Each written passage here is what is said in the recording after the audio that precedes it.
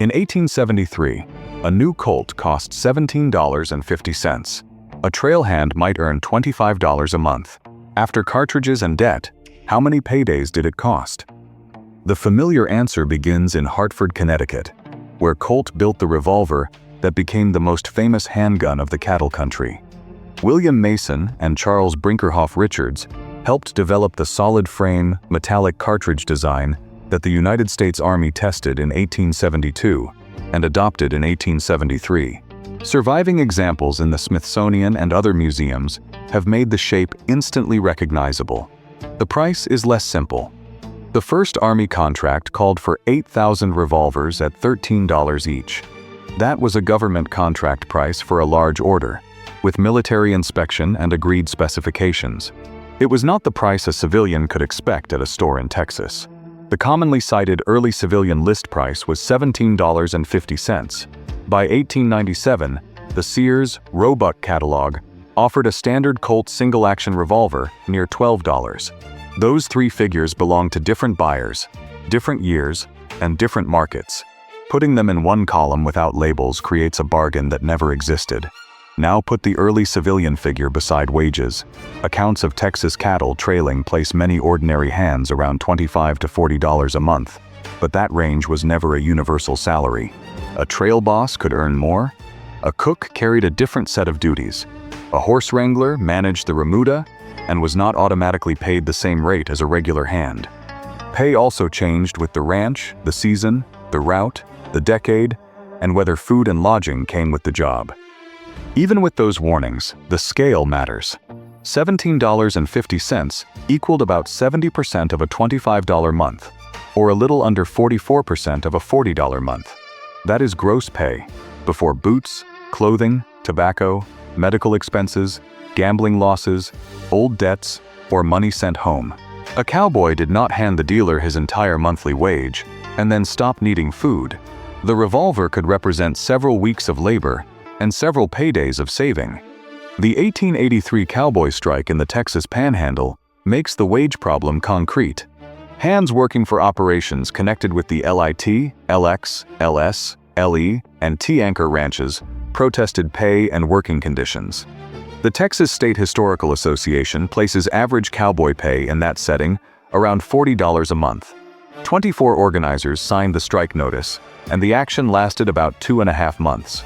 That record is 10 years later than the first Colt price, so it is not a same-day receipt. It still shows why a gun costing $12, $17, or $50 was not pocket change. It also shows why the word cowboy cannot do the work of 5 different occupations. A United States cavalryman might carry a government revolver. A town lawman could buy equipment through salary, fees, or local support. An outlaw might steal a weapon. A professional gunfighter could treat a handgun as business equipment. A ranch hand was usually being paid to manage cattle and horses. Those people could own the same model without having the same budget or the same reason for carrying it. The Colt Single Action Army was desirable, durable, and modern. It was not standard issue for every man who rode a cow pony. When the first civilian Colts reached Western dealers, thousands of older revolvers, military surplus arms, converted percussion guns, shotguns, and rifles were already in circulation. The real price ladder started well below $17.50. One useful price list came from J. H. Johnston and the Great Western Gun Works at 179 Smithfield Street in Pittsburgh. Its 1872 catalog appeared 1 year before the Colt Single Action Army entered production, and it shows the market the new Colt had to enter. This was not a frontier with empty holsters waiting for one perfect revolver. It was crowded with old designs at many prices. A Remington Army or Navy percussion revolver was listed at $10. A Remington pocket model cost $8. A Sharps 4-shot pistol started at $7.35. A small Remington metallic cartridge pistol cost $2.90. Allen cartridge revolvers ran from $9 to $11. Small pocket revolvers were also common, and the loose label Suicide Special was applied to many of them. It described a price tier, not one exact model. These were Pittsburgh catalog prices, not guaranteed counter prices in Dodge City. The technology mattered. A cap and ball revolver loaded loose powder, a separate lead ball, and a percussion cap into each chamber. A metallic cartridge held the primer, powder, and bullet together in one case. Metallic cartridges were faster and cleaner to load, easier to carry, and less vulnerable to loose components. They were also a reason to buy new ammunition in the exact caliber the gun required. An older Colt 1851 Navy, Colt 1860 Army, or Remington New Model Army could remain useful because the owner already had the weapon, knew how to load it, and could obtain powder, caps, and lead. Colt Richards and Richards Mason conversions turned some percussion revolvers into cartridge arms. Not every old revolver could accept one, and the work was not free. Yet reusing a paid-for frame, grip, and familiar action could be sensible. Great Western also bought or exchanged Colt Army revolvers, Colt Navy revolvers, Remingtons, Spencers, Henry rifles, Sharps rifles, Springfields, and Enfields. Its wording was direct. It accepted arms in any quantity or in any condition. A worn revolver could pass from soldier to dealer, then to a ranch hand or pawn shop. Each transfer could cut the price, but condition decided whether the bargain worked. A handgun was not always the best first purchase. In the same 1872 catalog, a plain men's single-barrel shotgun cost $5.35. A rough but serviceable second-hand musket converted to a shotgun cost $2.50, with 100 percussion caps included. A single-barrel pistol could cost less than $1, while better double-barrel shotguns climbed past $10. For guarding camp, hunting meat, killing snakes, or dealing with predators at close range, a shotgun could do more practical work per dollar than a fashionable six-shooter. The Henry, Spencer, Sharps, Springfield trapdoor, and later Winchester designs offered reach and power that a revolver could not. A cowboy might use a ranch rifle, borrow a camp gun, or decide that a shoulder arm mattered more than a handgun.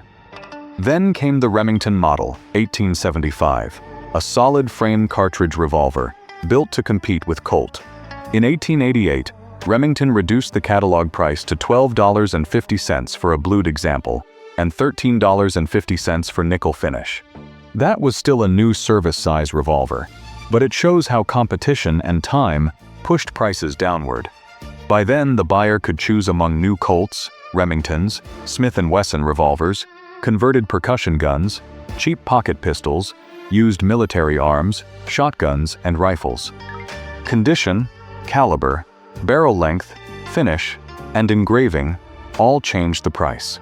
Worn blue was cheaper than bright nickel. Ivory or pearl cost more than walnut. Engraving added labor, not function. The advertised price bought the mechanism, not the ammunition, leather, cleaning, repair, and transport that kept it useful. That continuing bill began with ammunition.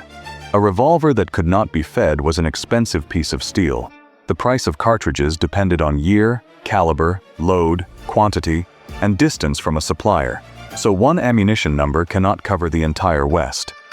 The Great Western Catalog of 1872 priced 1,000 rounds of .22 long rimfire ammunition at $6. The same catalog listed 1,000 rounds of .44 Henry ammunition at $15.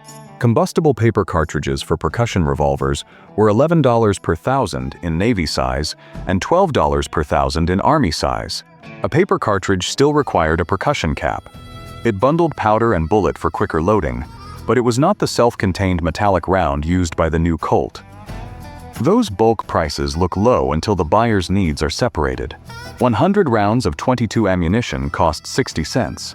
100 rounds of .44 Henry ammunition cost $1.50, more than a day's gross pay at $25 a month.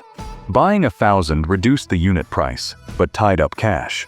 Ranches, stores, and serious hunters had more reason to order that quantity. By 1897, the Sears-Roebuck pages listed 50 rounds of .45 Colt ammunition at 57 cents and 1,000 rounds of .22 long rifle ammunition at $2.85. That later catalog cannot be carried backward into an 1873 cattle drive. It shows what 2 more decades of industrial production, national rail distribution, and mail-order competition did to prices. It also shows why small rimfire arms remained cheap to practice with. The Winchester Model 1873 added another calculation. Its most famous chambering was .44-40, and revolver makers later offered handguns in the same cartridge. A ranch hand or hunter could then carry one cartridge type for a rifle and revolver. That saved sorting and reduced the chance of buying the wrong box. It did not make every load safe in every gun, and it did not mean all paired weapons were truly interchangeable under every condition.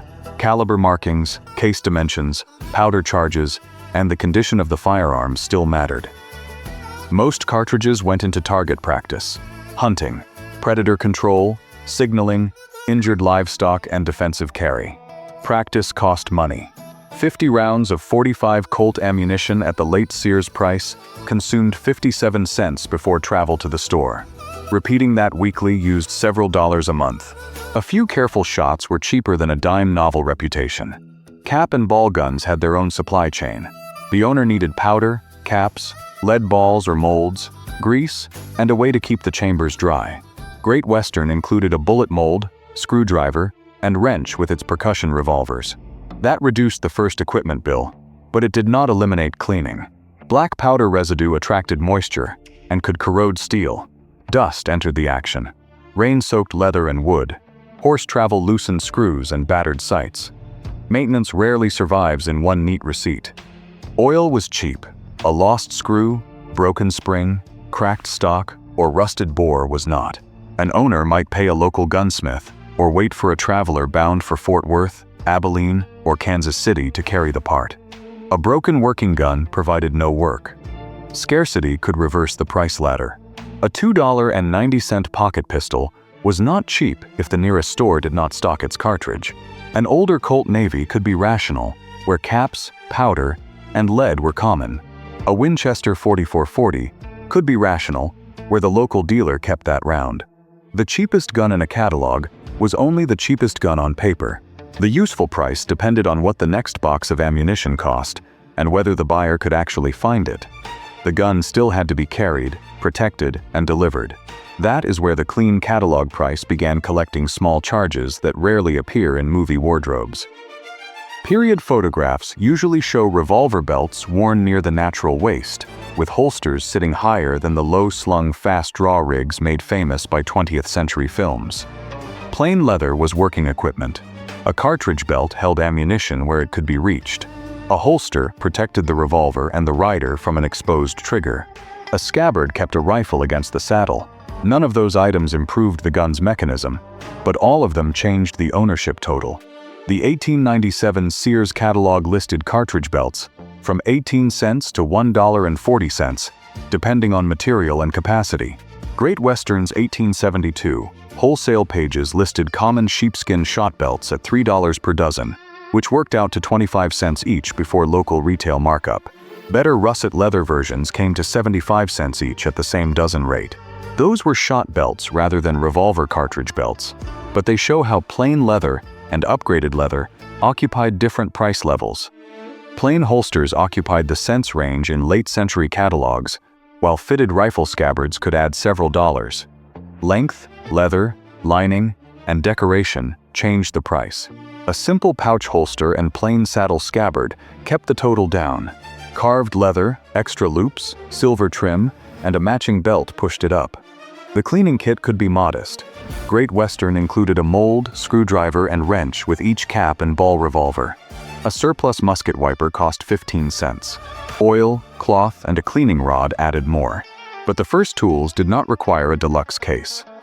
Finish changed the gun price before leather entered the calculation. In 1888, nickel finish added $1 to the Remington model, 1875. In earlier catalogs, silver plating, engraving, pearl grips, ivory grips, and fancy stocks created larger premiums. The Winchester model 1873 could later be ordered with a checkered pistol grip stock for $35.50, far above its late-century basic price of $19.50. Status was available. It simply arrived on a separate bill. Distribution added another bill. Consider a typical route rather than one invented shipment. A Colt left Hartford, Connecticut. A Winchester left New Haven. A Remington came from Ilion, New York. The gun could pass through an Eastern wholesaler in Pittsburgh or Chicago, travel by rail to Kansas City or Dodge City, then move by wagon to a territorial dealer or ranch in the Texas Panhandle. Every transfer created handling, freight, delay, and a chance for local scarcity to raise the counter price. Great Western printed the terms clearly in 1872. Terms cash. A one-gun box cost 35 cents. Drayage to the depot cost 50 cents. The purchaser paid freight. A bank draft might add 25 cents. A postal money order 10 to 20 cents. And a registered letter 15 cents. Together, the small charges could pass $1 before ammunition. Shipping 6 or more guns by freight could cost about half the express rate, though it took roughly twice as long. That favored dealers and group orders. A lone buyer did not receive the economics of a merchant ordering a case, and a remote dealer could add markup for freight, risk, and slow stock. This is why the advertised price and the paid price are separate questions. The first came from a factory list or catalog. The second depended on cash discount, dealer markup, freight, payment method, local supply, and the buyer's ability to wait. Two men could carry the same Colt Single Action Army, made in the same year, and still have paid different totals before either fired one round. The next problem was simple. Many cowboys did not have $17 in spare cash, even when their gross monthly pay was higher than that.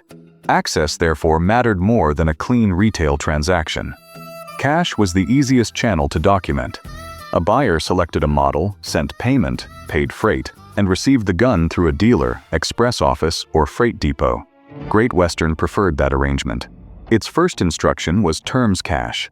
Yet the same catalog also offered a credit not exceeding 30 days to regular customers who supplied satisfactory references. That was business credit, not a promise that every unknown ranch hand could order now and settle after the next drive. Trade created another path. Great Western bought and exchanged used Colts, Remingtons, Spencers, Henry rifles, Sharps rifles, Springfields, Enfields, shotguns, and other arms. A customer could send an old gun, describe its condition, and negotiate value toward another purchase. Pawn shops and local dealers performed similar work closer to the buyer. The price depended on where, missing parts, caliber, and whether the shop expected another customer soon. Ranch accounts could shift the timing without reducing the cost. An employer might advance wages, deduct purchases from later pay, or own rifles and shotguns used around camp.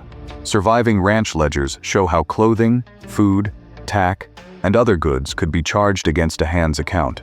A firearm entered that system only where the ranch permitted it and the ledger recorded it. Borrowing an employer's rifle was access, not ownership. A wage advance was debt, not a discount. Gifts and inheritance moved weapons without a store sale. Probate inventories list guns among saddles, tools, livestock, and household goods. Their values were estate estimates, not original prices. A gifted revolver still needed ammunition and repair. Lost and stolen notices show another transfer. Theft moved the cost and legal risk to other people. Military issue causes another common misunderstanding. A cavalryman carrying a Colt or Smith & Wesson Schofield did not automatically own it. The revolver belonged to the United States government, unless it was later sold through an authorized process. Issue price, contract price, and civilian ownership price were therefore different records. Leaving the Army with a government revolver without permission was not a veteran benefit. Mail order widened access late in the century. Montgomery Ward in Chicago published increasingly large catalogs, and Sears-Roebuck followed with national distribution. A buyer far from Hartford, New Haven, Ilion, or Pittsburgh could compare models and prices on paper. He still needed cash or approved credit. He still paid shipping. He still depended on rail and wagon routes. Local law could restrict carrying or require weapons to be checked in particular towns, and a mail order catalog did not cancel that rule. Used ownership is especially hard to price because many deals left no paper. A Colt 1851 Navy might be traded with a saddle. A Remington percussion revolver might be sold privately for cash. A Winchester might be part of a ranch settlement. Condition could move the value sharply. A tight action and clean bore were useful. A cracked grip, pitted chambers, weak spring, and missing sight turned a low price into a repair project. That uncertainty is not a reason to invent an average. It is the answer. Possession proves that someone gained access through cash, trade, credit, employment, family, government service, or theft. It does not prove the owner bought the gun new. It does not prove he paid the catalog price. It does not even prove the gun belonged to him. For the cash-poor cowboy, the sensible decision could be to keep an old cap and ball revolver, buy a used shotgun, share a ranch rifle, or wait until the season's wages were settled. The famous six-shooter was one option inside a larger household and work budget. A man could be fully capable at ranch work and still decide that a new Colt was a poor use of several weeks of pay. The cleanest verdict comes from building 3 comparison receipts. They are not receipts from invented cowboys. They are transparent baskets, assembled from dated catalog prices, with every assumption kept visible. Great Western invited used trades but did not print one fixed price for a used revolver. Rather than invent one, the budget basket uses a documented low-priced handgun. Start with a budget handgun in 1872. Great Western offered the Sharps 4-shot pistol at $7.35. 100 rounds of .22 ammunition cost 60 cents. Add 25 cents for plain leather, 85 cents for box and drayage, and 50 cents for a first repair allowance. The total is $9.55 before long-distance freight. That equals about 24 to 38% of monthly pay, at $25 to $40. It was a pocket arm, not a cavalry revolver. For an early Colt basket, use the 1873 civilian list, price of $17.50. Add $1 for cartridges, $1 for plain leather, 85 cents for box and drayage, and 65 cents for oil, tools, or a minor repair. The total is $21 before distant freight or dealer markup. That is 84% of a $25 month, and a little over half of a $40 month. Saving it usually took more than one payday, because wages also supported daily life. For the repeating rifle, the National Firearms Museum reports an 1873 price of $50 for the Winchester model, 1873. Add $2 for ammunition, $2 for plain leather, 85 cents for packing and drayage, and $1 for repair. The total is $55.85 before distant freight or markup. That is about 1 2/5 $40 months, or more than 2 1/5 $25 months. It was a capital purchase. By the end of the century, the museum history places a basic Winchester Model 1873 at $19.50. Mature production, rail distribution, mail-order competition, and a growing used supply had cut the price. A checkered pistol grip version still cost $35.50, preserving a clear premium for display. The Remington Model 1875 reached $12.50 in 1888. The Sears pages of 1897 put a standard Colt near $12. Pocket pistols stayed below $10, while a used musket shotgun had cost $2.50 in Great Western's 1872 list. These were different tools, but they established the range from a fraction of 1 month's wages to several months of realistic saving. Ownership widened the range again. The buyer needed cartridges, oil, tools, parts, leather, freight, and repair. He might pay cash, trade, borrow, use credit, accept a wage advance, inherit, or buy second-hand. Each path changed the first payment. None removed the later cost. Some figures cannot be recovered. Private cash sales, gifts, theft, local premiums, and used condition often escaped the record. Ammunition scarcity could make a cheap caliber expensive. That uncertainty belongs in the verdict.